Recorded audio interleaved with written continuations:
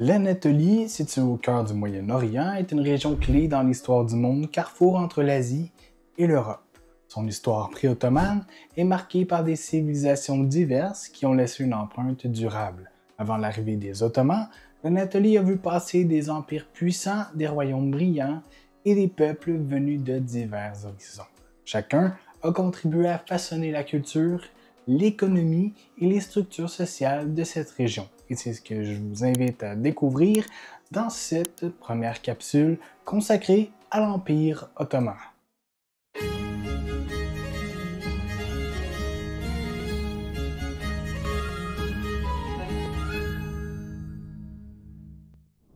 Les premières traces de civilisation en Anatolie remontent à la période néolithique, avec des sites tels que Çatal-Höyük, l'une des plus anciennes villes connues.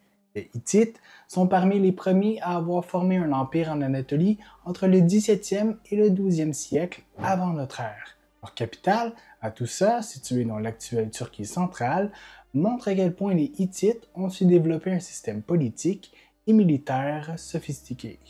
Les Hittites étaient connus pour leur maîtrise de l'artisanat et de l'écriture cunéiforme, ainsi que pour leur diplomatie habile. Leur empire, à son apogée, contrôlait une grande partie de l'Anatolie ainsi que des portions de la Syrie et du Levant. Ils sont également célèbres pour leurs affrontements avec l'Égypte lors de la bataille de Kadesh, un des plus grands affrontements de chars de l'histoire. Après la chute des Hittites, l'Anatolie est morcelée en plusieurs petits royaumes. Les Phrygiens, originaires des Balkans, ont établi leur propre royaume au centre de l'Anatolie au début du premier millénaire avant notre ère. Leur célèbre roi, Midas, est resté dans la mémoire populaire. Simultanément, les Ruarciens, un autre peuple ancien, ont formé un royaume dans l'est de l'Anatolie, dans la région autour du lac de Van. Ce royaume a prospéré entre le 9e et le 6e siècle, toujours avant notre ère, rivalisant avec l'Assarie pour le contrôle des routes commerciales. À partir du 11e siècle, toujours avant notre ère, l'ouest de l'Anatolie connaît un important développement avec l'établissement de colonies grecques le long des côtes égéennes.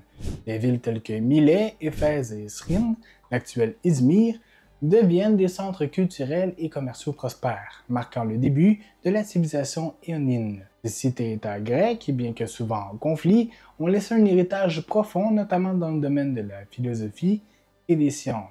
Des figures majeures comme Thalès, Anaximandre ou encore Hécatée sont issues de cette région. L'expansion perse sur Cyrus le Grand au 6e siècle avant notre ère a intégré l'Anatolie dans l'Empire achéménide. Les Perses, bien que puissants, ont permis aux cités grecques d'Anatolie de conserver une certaine autonomie tout en collectant des impôts et en exerçant un contrôle militaire. Les guerres médiques, opposant les cités grecques aux Perses, ont débuté sur les côtes de l'Anatolie, marquant l'intersection entre deux mondes culturels majeurs de l'Antiquité. L'arrivée d'Alexandre le Grand en Anatolie en 334 avant notre ère a bouleversé l'ordre établi. En quelques années, Alexandre reconquit toute la région, renversant le pouvoir perse. Après la mort prématurée d'Alexandre, l'Anatolie, comme le reste de son empire, est divisée entre ses généraux, les diadoques. Cela donne naissance à plusieurs royaumes hellénistiques, dont le plus important en Anatolie est le royaume de Pergame, fondé par Attal Ier au 3e siècle avant notre ère. Pergame devient un centre intellectuel et artistique majeur, rivalisant même avec Alexandrie. Par ailleurs, le royaume du Pont sous Mithridate VI a également marqué cette période. Situé dans le nord-est de l'Anatolie, il a cherché à contrer l'influence croissante de Rome dans la région. Toutefois, après plusieurs conflits, Rome finit par dominer l'Anatolie. L'Anatolie entre pleinement dans l'orbite romaine au 2e siècle avant notre ère, avec la transformation du royaume de Pergame en province romaine d'Asie en 133 avant notre ère. Pendant les siècles suivants, la région est intégrée au vaste réseau de l'Empire romain. De nombreuses villes, comme Éphèse, deviennent des centres urbains florissants dotés de théâtres, de bibliothèques et d'infrastructures sophistiquées. Avec la scission de l'Empire romain en 395, l'Anatolie devient une partie cruciale de l'Empire byzantin. Constantinople, fondée par Constantin en 330, devient la capitale de cet empire chrétien d'Orient. L'Anatolie joue un rôle central dans les affaires politiques, économiques et religieuses de l'Empire byzantin. Elle est également le berceau de nombreuses innovations artistiques et architecturales, comme en témoignent les magnifiques mosaïques et églises byzantines. Cependant, l'Anatolie est également exposée aux attaques. À partir du 7e siècle, l'Empire byzantin doit faire face à l'expansion islamique. Les Arabes cherchent alors à s'étendre de plus en plus sur la région, mais l'Anatolie reste en grande partie sous le contrôle byzantin.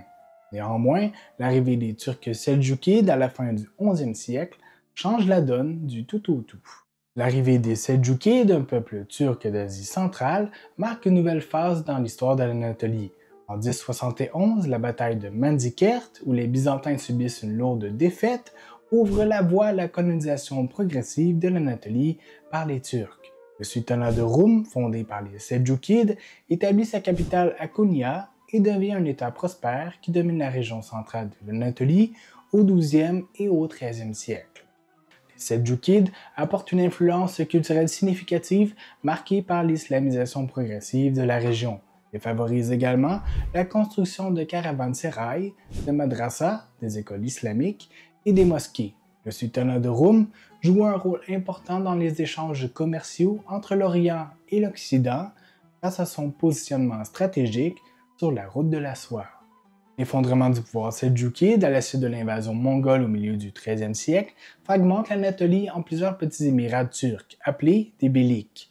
Les principautés turques sont rivales et certaines, comme les Karamadides et les Germiyades, deviennent particulièrement puissantes. C'est dans ce contexte de division que les Ottomans, originaires d'un modeste beylik situé au nord-ouest de l'Anatolie, commencent leur ascension.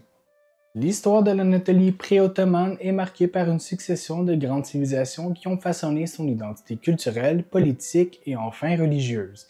Des Hittites aux Byzantins, en passant par les Perses, les Grecs et les Seldjoukides, chaque peuple a laissé sa marque sur ses terres stratégiques. Lorsque les Ottomans émergent officiellement au XIVe siècle, ils héritent de cette mosaïque complexe et c'est sur ce socle qu'ils bâtiront l'un des plus grands empires de l'histoire. Voilà, c'est tout pour ce premier épisode de cette nouvelle série consacrée à l'Empire ottoman. J'espère que celui-ci vous aura plu. Si c'est le cas, je vous invite à mettre un pouce, à laisser un commentaire, à activer la cloche et bien sûr à vous abonner. Et moi, je vous dis à la prochaine pour une prochaine capsule. Bye!